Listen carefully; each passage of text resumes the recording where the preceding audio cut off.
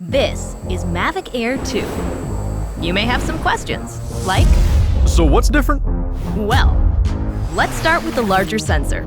There's a lot more pixels, 48 megapixels to be exact, which means you can do this.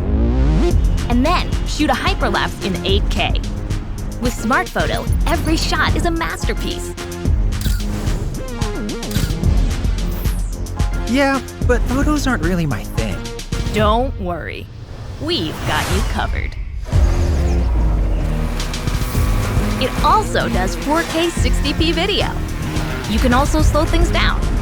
Way-do. And yes, there's HDR video. How's the flight time? It's fantastic.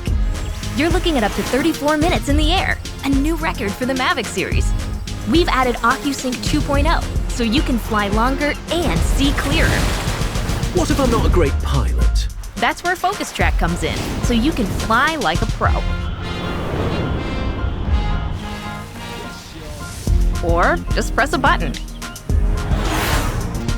Here's the best part: automatic obstacle avoidance. Okay, but what do I do with all these shots? Here's an idea.